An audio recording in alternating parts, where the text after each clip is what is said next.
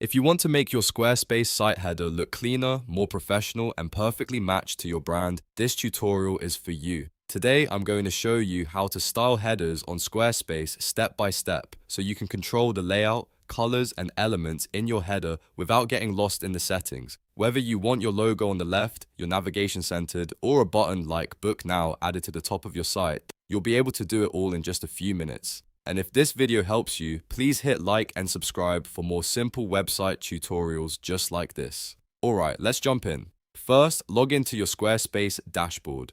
Once you're inside your account, go to the website you want to edit and click Edit in the top left corner. This opens your site editor and lets you make changes directly to the live preview. Now, move your cursor to the very top of the site preview where your header is located. When you hover over that area, you should see an option that says Edit Site Header. Click that button to open the Header Settings menu.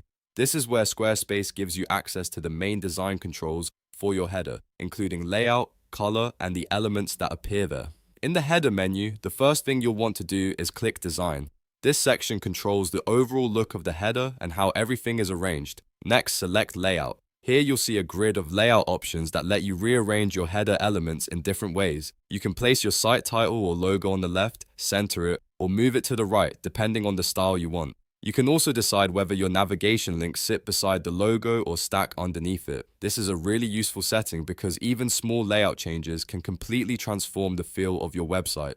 For example, a centered logo with stacked links can look elegant and balanced, while a left-aligned logo with horizontal navigation often feels clean and modern. Take a moment to test a few layout options until your header feels right for your brand. After you've chosen the layout, go back to Design and click Color. This lets you assign a color theme to your header from your master palette. If your website uses a bright theme, you can switch to a darker accent theme for the header to create contrast. Or, if your brand is minimal and soft, you can choose a lighter color style that blends more naturally with the rest of the site. This is one of the easiest ways to make your header stand out without changing the entire page design.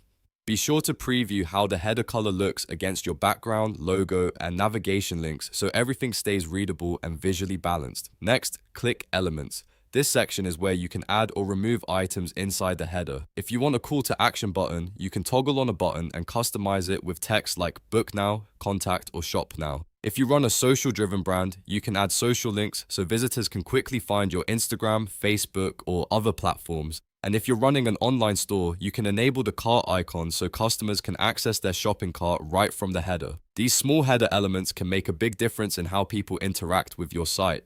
So choose only the ones that support your goals. A clean header usually works best, so don't overload it with too many items unless you really need them. Once you've styled the layout, chosen your color, and adjusted the elements, review your header on desktop and make sure it feels clear and easy to use.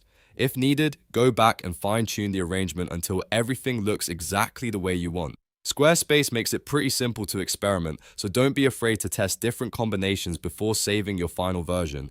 And that's how to style headers on Squarespace. You've now learned how to open the header editor, adjust the layout, change the color theme, and add useful elements like buttons, social links, and cart icons. If this tutorial helped you out, please give it a like and subscribe for more Squarespace tips, website design walkthroughs, and beginner-friendly tutorials. Thanks for watching, and I'll see you in the next one.